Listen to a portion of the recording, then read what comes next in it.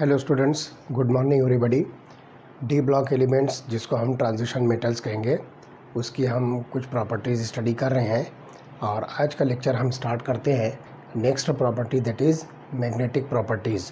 तो when any substance is subjected under the influence of magnetic field, generally two main types of behaviour are observed, in which first one is diamagnetism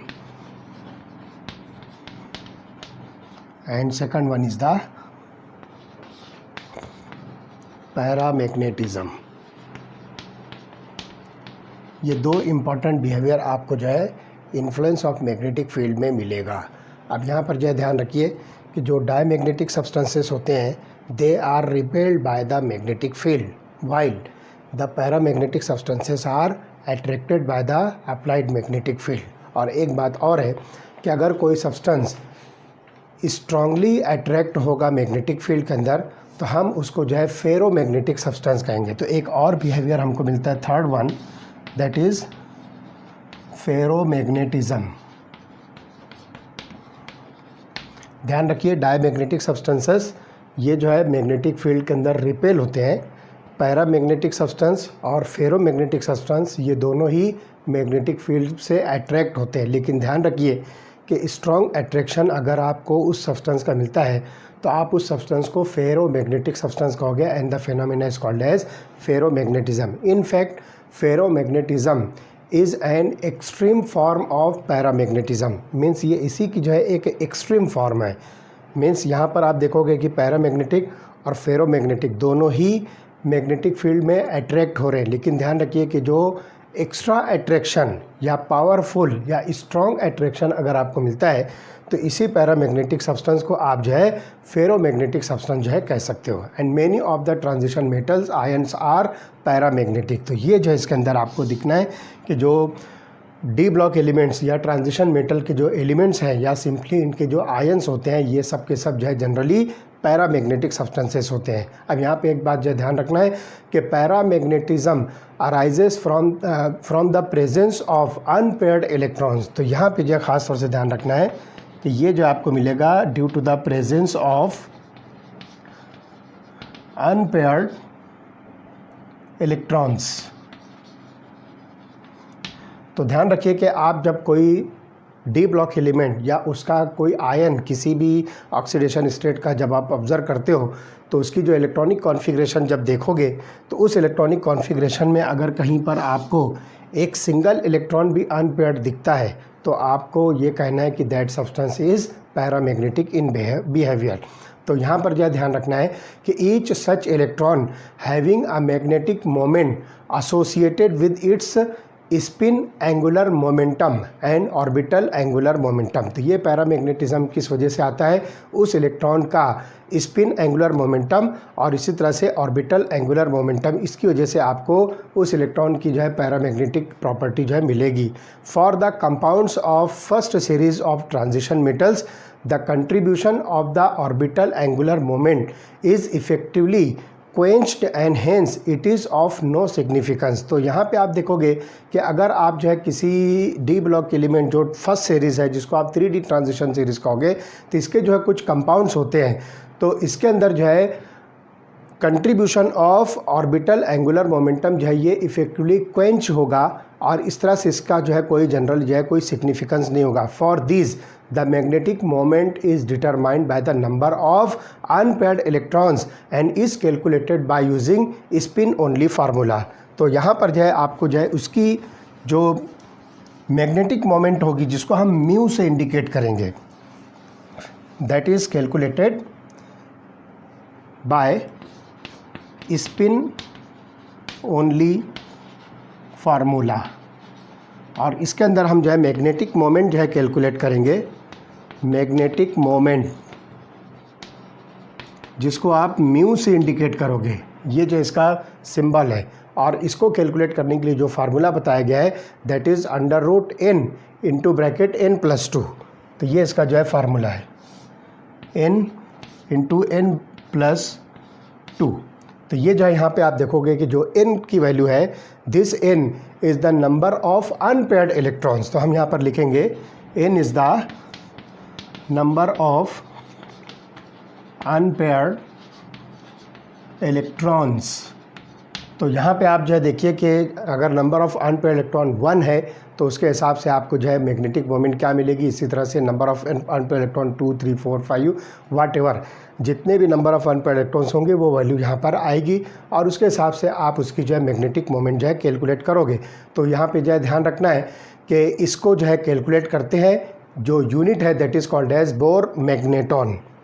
तो this mu is calculated in terms of Bohr magneton, जिसको short में लिखते हैं BM। This is the unit of magnetic moment, जिसको हम यहाँ पर जो है म्यू से जो है इंडिकेट कर रहे हैं। अगर सिंगल अनपेयर्ड इलेक्ट्रॉन प्रेजेंट है तो it has a magnetic moment of 1.73 bore magneton. तो ध्यान रखिए, मैं यहाँ पर सिर्फ एक बात बता दे रहा हूँ कि n इज़ इक्वल टू 1 रखते हैं हम, n इज़ इक्वल टू 1 रखें तो म्यू होगा √1 इंटू 1 + 2 तो हो जाएगा 3 और 3 इंटू 1 दैट इज़ 1। तो म्यू इज़ इक्वल टू √3 और √3 की वैल्यू है 1.73। तो हम इसको लिखेंगे 1.73 बोर मैग्नेटॉन। ये हमारा जो कैलकुलेशन होगा for a single electron that is n is equal to 1। तो the magnetic moment increases with increasing number of unpaired electrons. तो डेफिनेटली यहाँ पर जो है एक इलेक्ट्रॉन के लिए आपको 1.73 BM मिलता है बोर मैग्नेटॉन। तो जैसे जैसे आप नंबर ऑफ़ अनपेयर्ड इलेक्ट्रॉन बढ़ाते जाओगे वैसे वैसे मैग्नेटिक मोमेंट की वैल्यू इंक्रीज़ होगी। तो the magnetic moment increases with increase in the number of unpaired electron. ये बात जो है खास तौर से नोटिस करना है आपको।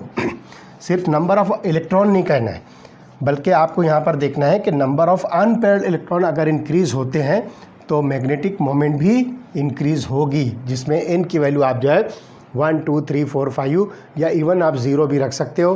तो 0 के लिए जो है आपको कोई मैग्नेटिक मोमेंट नहीं मिलेगी। n की वैल्यू अगर आप 0 रखते हो तो कोई मैग्नेटिक मोमेंट आपको इसमें नहीं मिलेगी, ठीक है। तो the observed magnetic moment gives a useful indication about the number of unpaired electron present in the atom, molecule और आयन। तो जो भी एटम, आयन या मॉलिक्यूल है इसके अंदर जो है नंबर ऑफ़ अनपेयर्ड इलेक्ट्रॉन अगर प्रेजेंट है तो उसकी वजह से आपको जो है बहुत सारे जो है यूज़फुल इंडिकेशंस मिलते हैं, ठीक है। तो the magnetic moments calculated from the spin only formula about and those derived experimentally for some ions of the first row transition elements.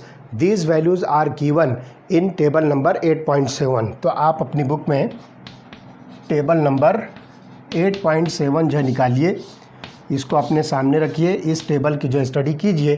तो इसके अंदर जो है आपको experimental data are mainly for hydrated ions in solution और in the solid state.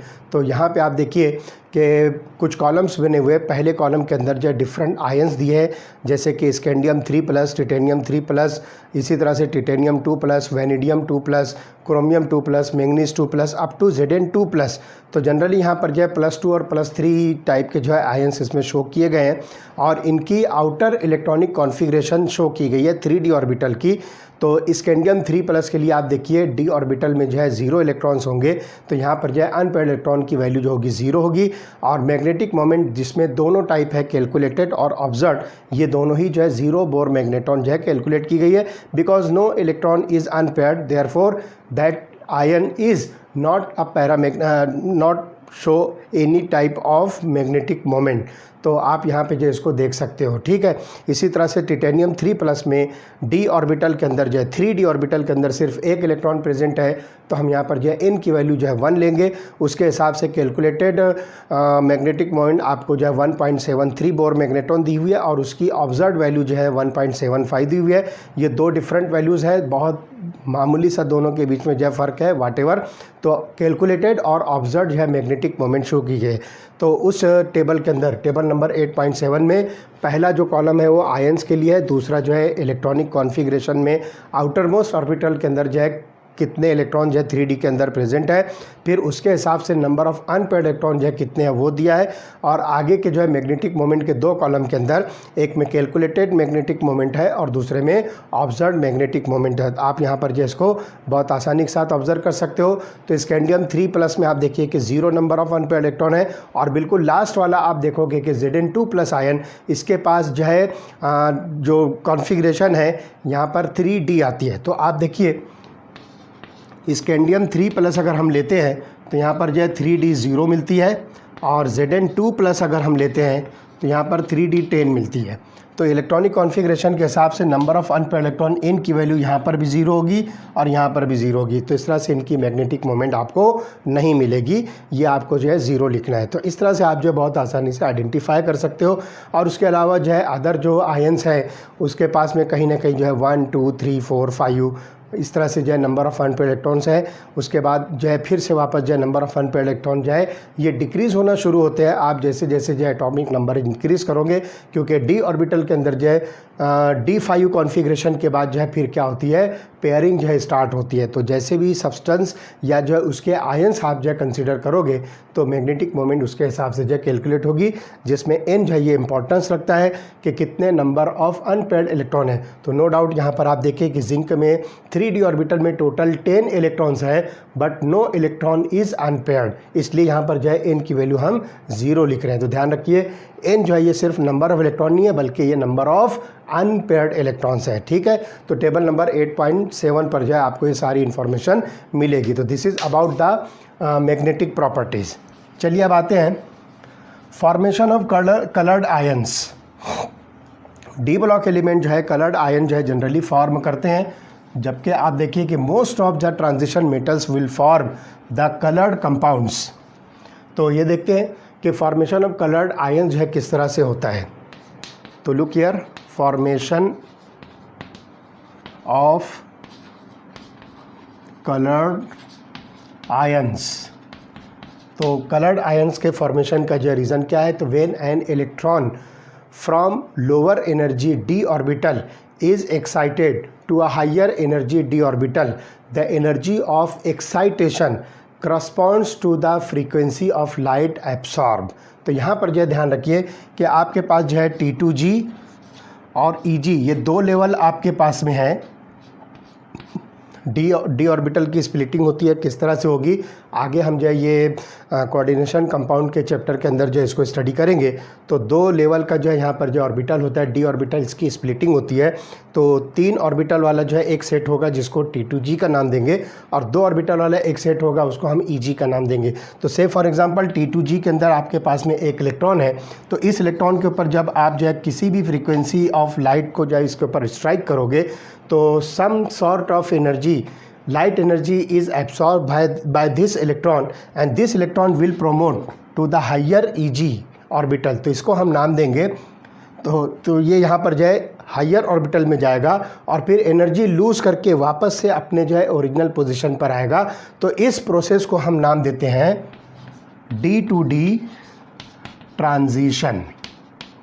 तो इस D2D transition की वजह से आपको जो है उन एलिमेंट्स या उन आयंस के अंदर जो है कुछ पर्टिकुलर जो है कलर मिलेगा। तो ध्यान रखना है कि यहाँ पर जो है आप देखोगे कि the energy of excitation corresponds to the frequency of light absorb. तो ये जो एक्साइटेशन की जो एनर्जी है कौन से टाइप की जो है यहाँ पर जो फ्रीक्वेंसी जो है लाइट की एब्सॉर्ब हो रही है उसके ऊपर जो है डिपेंड करता है। तो this frequency generally lies in the visible reason. तो ध्यान रखिए कि ये विजिबल रीजन से जो है ये फ्रीक्वेंसी होती है, जो जनरली उसका जो है रीजन दिया हुआ है, जो भी आपके पास जो स्पेक्ट्रम है तो उसके अंदर जो विजिबल रीजन जिस रेंज में है तो उसी रेंज के अंदर जो है जनरली ये जो है एक्साइटेशन होता है और ये लाइट एनर्जी जो है इसके ऊपर स्ट्राइक होती है। ठीक है, तो this frequency generally lies in the visible region and the colour observed corresponds to the complementary colour of the light absorb. तो ये सब्सटेंस जो भी लाइट एब्सॉर्ब कर रहा है ना, तो लाइट एब्सॉर्ब करने के बाद वो जो है उसका कॉम्प्लीमेंट्री कलर जो है ये शो करेगा।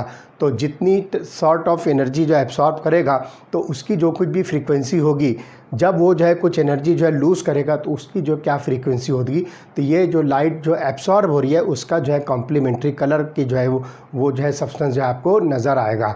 तो this frequency generally the colour observed corresponds to the complementary colour of the light absorb. तो जो भी लाइट एब्सॉर्ब होगा उसका कॉम्प्लीमेंट्री कलर आपको उस सब्सटेंस या उस आयन का मिलेगा। तो the frequency of the light absorb is determined by the nature of the ligand. अब उस सब्सटेंस के जो लिगेंड्स उसके साथ में जो अटैच्ड हैं, डी ब्लॉक एलिमेंट जनरली जो कॉम्प्लेक्सेस फॉर्म करता है, तो उन कॉम्प्लेक्सेस के अंदर जो है डिफरेंट वैरायटी ऑफ लिगेंड्स होते हैं। तो ये कलर जो है उस लिगेंड के ऊपर से जो है डिपेंड करता है, कौन से टाइप के लिगेंड इसके अंदर जो है अटैच्ड होते हैं, उसका नेचर जो है क्या होगा, तो उसके बेसिस पर आप जो है लाइट एब्सॉर्ब को जो है डिटरमाइन कर सकते हो। तो in aqueous solutions where water molecules are the ligands, the colours of the ions observed are listed in table number 8.8। तो आप देखिए यहाँ पर ध्यान से फिर से टेबल नंबर 8.8, ये टेबल जो है आप फिर से जो है अपनी बुक्स में से जो है ऑब्जर्व कीजिए। तो इसके अंदर जो है colours of some of the first row that is aquated transition metal ions जो है शो किया है। मतलब यहाँ पे आपको जो है जितने भी आयंस दिए गए हैं उन तमाम आयंस को जो है आप हाइड्रेटेड जो है कंसीडर कीजिए, उसके एक्वियस सॉल्यूशन के अंदर जो है कंसीडर कीजिए। तो वहाँ पर जो है वाटर जो है एज ए लिगेंड जो है ये रोल प्ले करेगा और उसके अंदर जो कुछ भी आयन जो है ट्रांजिशन मेटल का बनता है तो उसका जो है कलर क्या हो सकता है, उसकी जो है इलेक्ट्रॉनिक कॉन्फ़िगरेशन क्या बनेगी उस आयन के, और उसके हिसाब से उसका जो है कलर कॉम्प्लीमेंट्री कौन सा बनेगा। तो few coloured solutions of d block elements are illustrated in figure 8.5। तो आप देखिए आपकी बुक के अंदर ही एक कलर्ड फिगर जो है बनी हुई है, उसके अंदर जो है अलग अलग जो है फ्लास्क के अंदर डिफरेंट कलर के जो है सब्सटेंसेस जो है सॉल्यूशंस जो है रखे गए हैं। तो coloured solutions of d block element है, तो आप वहाँ से वो कलर्ड फिगर्स में से देख सकते हो कि कैसे कलर जो है उसमें जो है अराइज होते हैं। तो figure number 8.5 colours of some of the first row transition metal ions in aqueous solution, ये आपको दिए हुए हैं। और फ्रॉम लेफ़्ट टू राइट जो है उसमें लिखा हुआ है कि वैनेडियम के जो है डिफरेंट टाइप उसके कलर्स हैं, उसके बाद जो है मैंगनीज़ है, आयरन है, कोबाल्ट, निकेल और कॉपर के जो है कुछ कंपाउंड्स उसमें शो किए गए। तो आप वो सिर्फ फिगर जो है ऑब्जर्व कर लीजिए तो आपको समझ में आ जाएगा कि कैसे कैसे टाइप के जो है कलर्स मिलते हैं। और टेबल नंबर 8.8 पर देखिए जितने भी आयंस दिए हुए हैं सारे के सारे आयंस जो है वाटर के साथ जो है ये कॉम्प्लेक्स फॉर्म कर रहे हैं। That means these are the hydrated ions जिसके अंदर वाटर जो है ये लिगेंड है। H2O act as a ligand.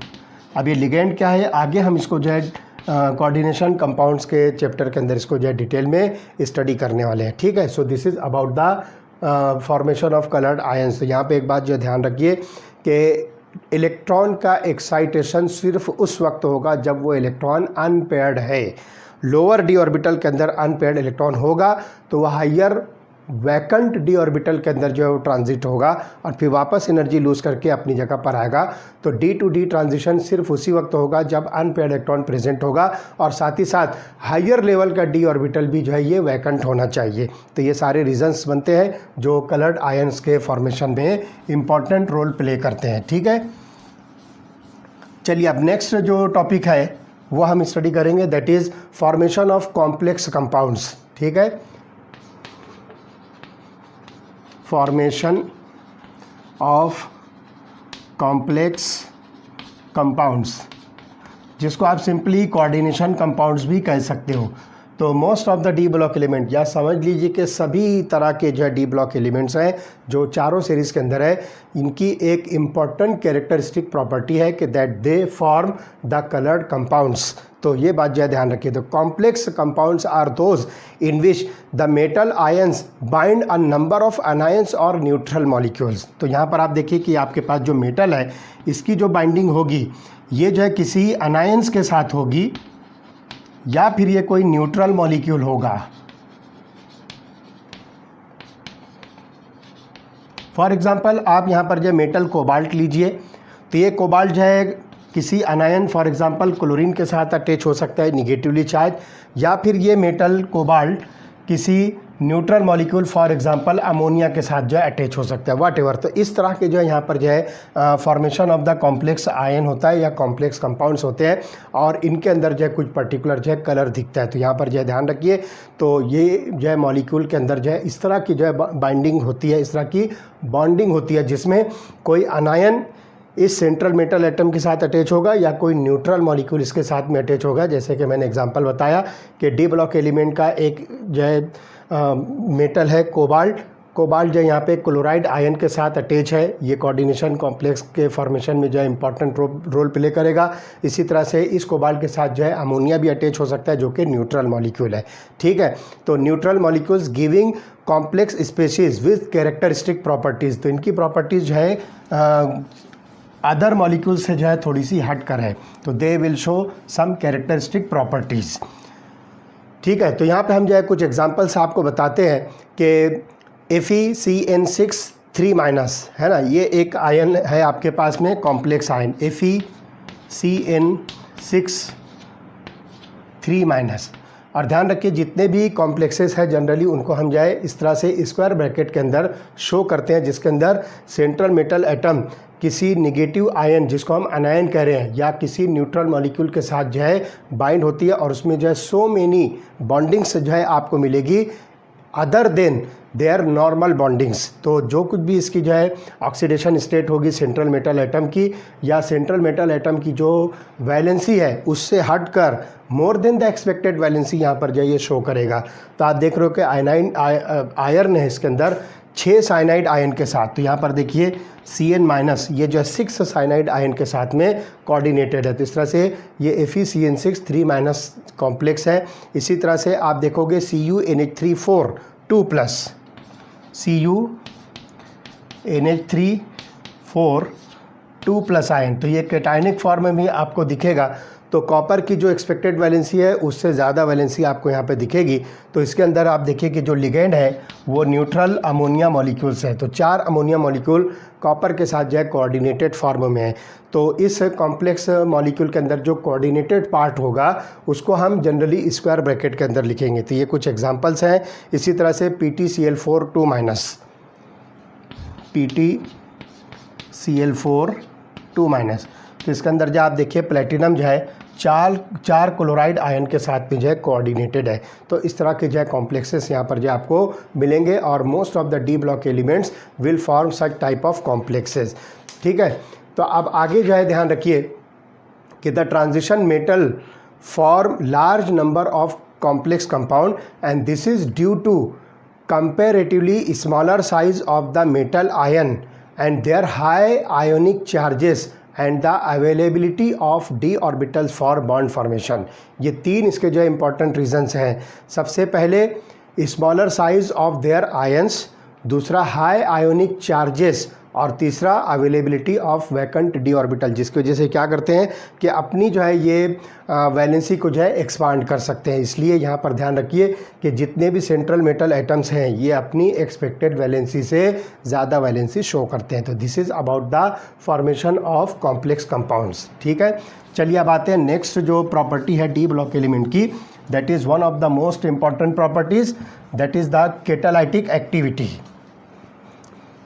तो बहुत सारी केमिकल रिएक्शंस है उसके अंदर डी ब्लॉक एलिमेंट्स या उनके कंपाउंड जो होते हैं ये कैटालिस्ट के तौर पर जो है यूज़ होते हैं। तो हम यहाँ पर लिखेंगे कैटालाइटिक प्रॉपर्टीज़।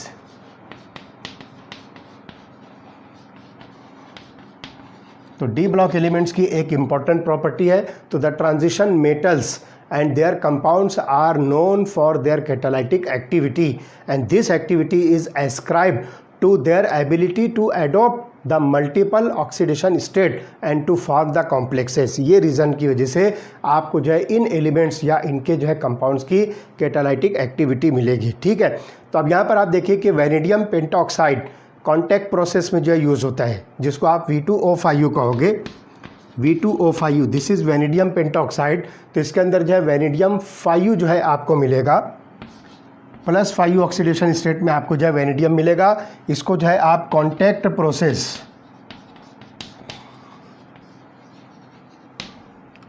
प्रोसेस के अंदर जो है आप इसको यूज़ करोगे for the manufacture of sulphuric acid.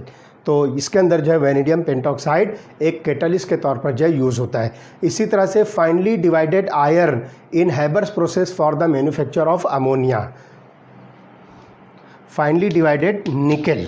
तो यहाँ पे जो है आप यूज़ करोगे finally divided, not nickel, it is iron. Finally divided iron जो है आप इसमें यूज़ करोगे, जिसको आप हैबर्स प्रोसेस कह रहे हो। तो Haber's process is use for the manufacture of ammonia. तो इसके अंदर जो है फाइनली डिवाइडेड आयर्न जो है ये यूज़ होता है। इसी तरह से निकेल इन कैटालाइटिक हाइड्रोजनेशन। तो निकल जो है ये जनरली किसी भी टाइप के कैटालाइटिक हाइड्रोजनेशन में एज ए कैटलिस्ट जो है यूज़ होता है। तो ये कुछ एग्जांपल्स थी। तो जनरली जो मेटल एटम्स है वो खुद या फिर उनके कोई टाइप के जो है कंपाउंड ये एज ए कैटलिस्ट जो है यूज़ होते हैं।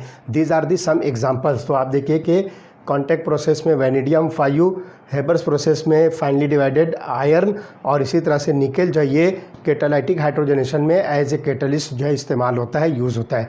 तो catalyst at a solid surface involve the formation of bonds between reactant molecule and atoms of the surface of the catalyst, जिसको आप जो है फर्स्ट रो ट्रांजिशन मेटल के अंदर जो है देखोगे तो ये 3d ऑर्बिटल और 3d और 4s इलेक्ट्रॉन जो है बॉन्डिंग के लिए यूज़ करेंगे, क्योंकि यहाँ पर आपको इसके अंदर जो है 3d और 4s जो है ये ऑर्बिटल्स मिलेंगे। तो ये अपने इलेक्ट्रॉन्स को जो है बॉन्डिंग के तौर पर जो है यूज़ करेंगे अपनी सरफेस के ऊपर, ठीक है। तो ये रिएक्टेंट मॉलिक्यूल्स के बीच में जो है ये बॉन्डिंग का काम करते हैं। इसी तरह से आप देखोगे कि this has the effect of increasing the concentration of the reactant at the catalyst surface and also weakening of the bonds in the reacting molecules, जिसको आप जो है एक्टिवेशन एनर्जी यहाँ पर क्या होगी, लोअरिंग इसकी वजह से होती है। तो एनर्जी ऑफ एक्टिवेशन इसकी वजह से जो है कम होती है और रिएक्शन जो है ये फास्ट होती है। वजह क्या है कि यहाँ पर जो है रिएक्टेंट मॉलिक्यूल जो है पूरी सरफेस पर जो है स्प्रेड हो जाएगा, तो लार्ज सरफेस एरिया प्रोवाइड होगा, और साथ ही साथ जो है रिएक्टेंट मॉलिक्यूल्स के बीच की जो है बॉन्डिंग यहाँ पर जो है होती है। तो concentration of the reactant at the catalyst surface ये जो है क्या होगा, इफेक्ट इंक्रीज़ होगा, और साथ ही साथ weakening of the bonds in the reacting molecules. तो ये एक्टिवेशन एनर्जी यहाँ पर जो क्या होगी, डिक्रीज़ होगी, और उसकी वजह से रिएक्शन जो फास्ट होती है। यही वजह है कि किसी रिएक्शन के अंदर अगर हम कैटलिस्ट यूज़ करते हैं तो उसका रेट ऑफ रिएक्शन जो है स्पीड बढ़ जाता है, फास्ट हो जाता है। Also because the transition metals can change their oxidation states, they become more effective as a catalyst. For example, iron 3 catalyzes the reaction between iodide and persulphate ion. तो यहाँ पर जो है इसकी वजह भी एक ख़ास होती है कि ये जो सेंट्रल मेटल एटम्स होते हैं जो डी ब्लॉक के हैं या ट्रांजिशन एलिमेंट्स हैं, ये अपनी ऑक्सीडेशन स्टेट को चेंज भी कर सकते हैं। इस वजह से वो रिएक्शन जो है बहुत आसान होती है और रिएक्शन जो है फास्ट होती है। तो एग्जांपल देखिए आयोडाइड के अंदर, और इसी तरह से जो है आप परसल्फेट आयन्स की रिएक्शन देखोगे तो इसके अंदर जो है जनरली Fe2 Fe3+ आयन और Fe2+ आयन रेस्पेक्टिवली जो है यूज़ होता है, जो अपनी ऑक्सीडेशन स्टेट को जो है चेंज करेगा। तो आयोडीन के साथ जो है आप Fe3+ आयन जब रिएक्ट करोगे तो Fe3+ ion is converted into Fe2+ ion and iodine get converted, I- get converted into iodine. तो ये रिएक्शन आप जो है देख सकते हो, जिसमें आयरन जो है अपनी ऑक्सीडेशन स्टेट जो है चेंज करता है। तो आप देखिए 2Fe3+ plus 2I-, 2Fe3+ plus 2I-, तो ये बनाएगा 2Fe2+ प्लस I2। तो iodide ion get converted into iodine molecule, और इस तरह से ये जो है ये फेरिक आयन जो है ये फेरस आयन के अंदर जो है कन्वर्ट होगा। इसी तरह से 2Fe2+ plus H2O82-, 2Fe2+ plus 2H2O82-, ये जो है पर सल्फेट आयन है। तो यहाँ पर जो है ये सल्फेट आयन के अंदर जो कन्वर्ट होगा, और Fe2+ जो है ये कन्वर्ट होगा Fe3+ में, प्लस 2SO4(2-).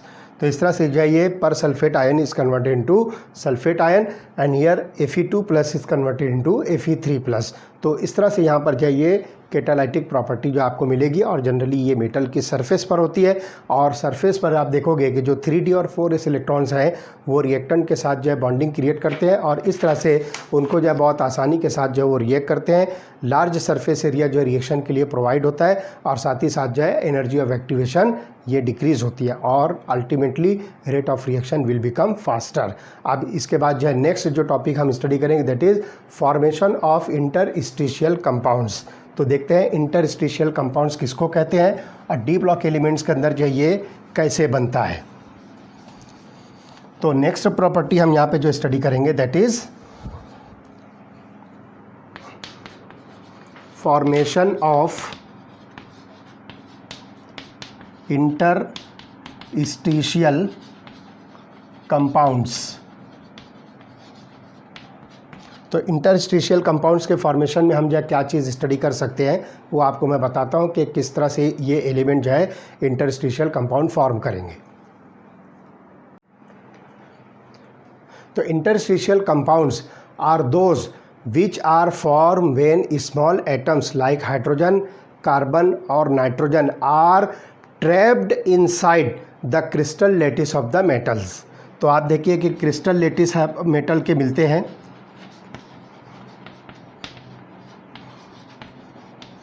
तो इन क्रिस्टल लेटिस ऑफ मेटल के अंदर अगर स्मॉल एटम्स है ना, जैसे कि हाइड्रोजन, कार्बन और नाइट्रोजन, हाइड्रोजन, कार्बन और नाइट्रोजन आर ट्रैप्ड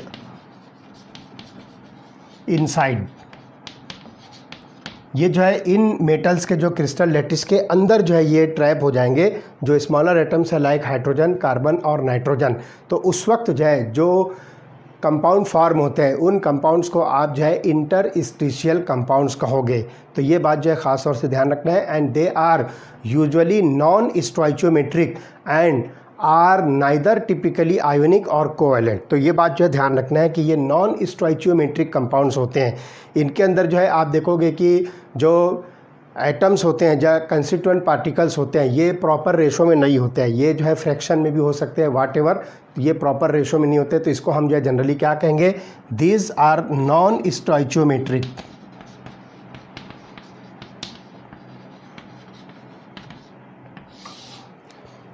इनके अंदर जो है कंबाइनिंग एटम्स, इनका प्रॉपर रेशो नहीं होता है, कोई प्रॉपर इनके अंदर जो आपस में रिलेशनशिप नहीं होता है। बस सिर्फ ध्यान रखना है कि स्मॉलर एटम्स हाइड्रोजन, कार्बन और नाइट्रोजन, इस तरह के जो स्मॉलर एटम्स होते हैं वो क्रिस्टल लेटिस के अंदर क्या होते हैं, जाकर जो है ट्रैप हो जाते हैं, जाकर जो है बैठ जाते हैं, और इस तरह से जो है कुछ प्रॉपर जो है कंपाउंड बनता है। और ये कंपाउंड जो है आप देखोगे कि ये ना तो जनरली आयोनिक होते हैं और ना ही कोवैलेंट होते हैं। इनकी समव्हाट अदर प्रॉपर्टीज़ आपको जो है मिलेगी। तो एग्जांपल यहाँ पर देखिए, टिटेनियम कार्बाइड, मैंगनीज नाइट्राइड, इसी तरह से जो है फेरिक हाइड्राइड और वेनेडियम हाइड्राइड वगैरह जो है। तो इसके अंदर आप देखिए TiC, Mn4n, इस टाइप के जो कंपाउंड्स होते हैं। तो मैं आपको यहाँ पे एग्जांपल्स बता रहा हूँ। TiC, Mn4n, इस तरह के जो है कंपाउंड है। इसी तरह से Fe3H और टिटेनियम का हाइड्राइड आप देखिए तो TiH1.7। यहाँ पर हाइड्रोजन जो है ये फ्रैक्शन में है, इस वजह से हम इसको जनरली क्या कहते हैं कि दीज सब्सटेंसेस और दीज कंपाउंड्स आर नॉन स्टोइचियोमेट्रिक, क्योंकि यहाँ पर इसका फ्रैक्शन में जो है ये रेशो आता है। तो इस वजह से हम इसको जो है नॉन स्टोइचियोमेट्रिक कहेंगे। तो the formula of the metal, यहाँ पर जो है ये आप देखोगे कि they are quoted do not of course corresponds to any normal oxidation state of the metal. तो ये जो फार्मूला आपको दे रहा है, तो इसकी वजह से जो सेंट्रल मेटल एटम है इसकी कोई प्रॉपर ऑक्सीडेशन स्टेट आपको जो है नहीं मिलती है। जनरली आपको मैं ये बता दूं कि इन मॉलिक्यूल्स के अंदर आपको ये जो सेंट्रल एटम्स हैं कि इनकी जो है आपको ऑक्सीडेशन स्टेट जो है नॉर्मल नहीं मिलेगी, जनरली कहीं कहीं पर ये फ्रैक्शन में मिलती है। जैसे फॉर एग्जांपल 1.5, 1.2, इस तरह की जो है ऑक्सीडेशन स्टेट जो है मिलने के चांसेस हो सकते हैं। वाट एवर आप कैलकुलेट करके जब आपको इसको जो है प्रॉपर नंबर ऑफ एटम्स के हिसाब से आप इसको जब कैलकुलेट करोगे तो उसमें जो है आपको प्रॉपर ऑक्सीडेशन स्टेट जो है मिलेगी, लेकिन वो ऑक्सीडेशन स्टेट जो है ये नॉर्मल नहीं होती है। जैसे आप देखिए कि ऑक्सीडेशन स्टेट +1 है या फिर +2 है या +3 है, वाट एवर। तो ऐसी नॉर्मल ऑक्सीडेशन स्टेट आपको इन कंपाउंड्स के अंदर ये ट्रांजिशन मेटल्स की नहीं मिलेगी, बल्कि ये समव्हाट डिफरेंट होगी, मे बी ये फ्रैक्शन में भी हो सकती है। ठीक है, तो ये जो है normal oxidation state of the metal show नहीं करते हैं। Because of the nature of their composition the compounds are referred to as interstitial compounds. तो आप इसको जो है इंटरस्टिशियल कंपाउंड कहोगे, क्योंकि यहाँ पर जो इसके कंपोजिशन जो है प्रॉपर नहीं होते हैं। तो ये आसानी के साथ जो है आप इसको डिफाइन कर सकते हो, समझ सकते हो। तो the principal physical and chemical characteristics of these compounds are given into different ways. तो यहाँ पर जो है कुछ इसकी जो है प्रिंसिपल फिजिकल और कुछ जो है केमिकल कैरेक्टरिस्टिक्स है जो इंटरस्टिशियल कंपाउंड्स के लिए हो सकती है। सबसे पहले they have high melting points higher than those of pure metals. जैसे आप देखोगे कि टिटेनियम कार्बाइड अगर हम लेते हैं तो इसका मेल्टिंग पॉइंट या फिर सिंपली जो है बॉइलिंग पॉइंट देखोगे तो यहाँ पर जो सिर्फ हम मेल्टिंग पॉइंट की बात करते हैं तो इनके जो है मेल्टिंग पॉइंट जो है ओरिजिनल जो प्योर मेटल है टिटेनियम इससे ज़्यादा होता है ना। तो ये एक इसकी टिपिकल कैरेक्टरिस्टिक प्रॉपर्टी है कि their melting points are high as compare to the pure metal. ठीक है। दूसरी जो प्रॉपर्टी है, they are very hard and some borides approach diamond in hardness. तो ये जो कंपाउंड्स होते हैं इंटरस्टिशियल कंपाउंड्स, ये जो है बहुत ही हार्ड होते हैं। और एक एग्जांपल बताया है कि कुछ बोराइड्स होते हैं ये इतने हार्ड होते हैं कि डायमंड की हार्डनेस के बराबर जो है हो सकते हैं। तो डायमंड आप देखिए कि ये जो है hardest substance in the universe है। तो जो कुछ बोराइड्स होते हैं ये डी ब्लॉक एलिमेंट्स के, ये इतने हार्ड होते हैं कि इनकी हार्डनेस जो है ये डायमंड की हार्डनेस के लगभग बराबर हो जाती है। तो ये एक जो है इसकी टिपिकल प्रॉपर्टी है। उसके बाद दे रिटेन मेटालिक कंडक्टिविटी, इनके अंदर जो है आपको जो है मेटालिक कंडक्टिविटी मिलेगी। और साथ ही साथ दे आर केमिकली इनर्ट, तो ये जो है केमिकली इनर्ट होते हैं, किसी दूसरे सब्सटेंस के साथ ये रिएक्शन में पार्टिसिपेट नहीं करते हैं। ठीक है। इस तरह से जो है ये फॉर्मेशन ऑफ इंटरस्टिशियल कंपाउंड की जो इन्फॉर्मेशन हुई है। अब इसी लेक्चर का जो है लास्ट टॉपिक हम स्टडी करेंगे, दैट इज़ अलॉय फॉर्मेशन। तो आपको पता है कि alloy is the mixture of different metals. तो डी ब्लॉक एलिमेंट्स के अंदर आपको जो है अलॉय फॉर्मेशन मिलेगा। तो देखिए हम इसको कहाँ कहाँ पे स्टडी कर सकते हैं। अलॉय फॉर्मेशन,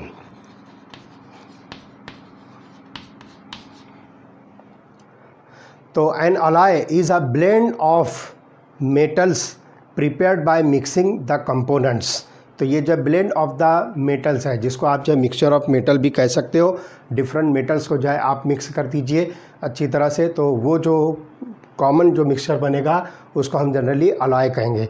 एंड अलॉयज में B homogeneous solid solutions in which atoms of one metal are distributed randomly among the atoms of the other। तो यहाँ पर जो है डिफरेंट मेटल्स को जो है आपस में जो है मिक्स करके रैंडम जो है मिक्सचर बनाते हैं। तो ये एक टाइप का जो है सॉलिड सोल्यूशन है। It is the type of solid solution. Solution के चैप्टर में हमने जो है डिफरेंट वेराइटीज़ ऑफ सोल्यूशन जो स्टडी किया है। तो सॉलिड सोल्यूशन के अंदर जो है अलॉय जो है आपको मिलेगी, ये एग्जांपल के तौर पर।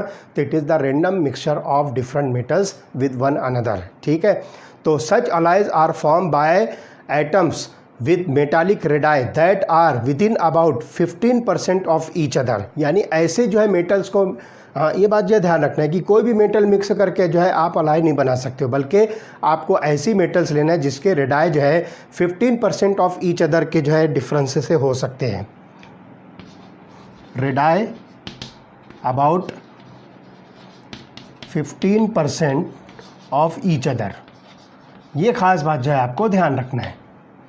कोई भी मेटल को मिक्स करके आप अलॉय नहीं बना सकते हो, बल्कि आपको जिन मेटल्स का अलॉय बनाना है तो आप उसके रेडाई को जो ऑब्ज़र्व कीजिए। अगर वो रेडाई जो है 15% के रेंज में कुछ डिफरेंस शो करते हैं तो आप जो है उनको मिलाकर जो है बहुत आसानी के साथ उसका ब्लेंड बना के उसका अलॉय फॉर्म कर सकते हो। तो their radii must be about 15% of each other. तो ये ख़ास बात जो है आपको ध्यान रखना है। Because of similar radii and other characteristics of transition metals alloys are readily form by these metals. तो ये जो है सिमिलर रेडाई होने की वजह से ये अलॉय का फॉर्मेशन ईजी होता है। ठीक है। तो यहाँ पर जो है ध्यान रखना है कि the alloys so form are hard and have often high melting points. अब ये जो मेटल्स के मिक्सिंग से जो अलॉय फॉर्म हो रही है ये बहुत हार्ड होती है और इसका मेल्टिंग पॉइंट भी नॉर्मल मेटल जो उसमें मिक्स की जाती है उनसे जो है हाई होता है। ठीक है। तो ये हार्ड भी होती है और मेल्टिंग पॉइंट भी इसका हाई होता है। ठीक है। तो ये चीज़ जो है ख़ास तौर से जो है इसकी प्रॉपर्टीज़ के अंदर आपको ध्यान रखना है।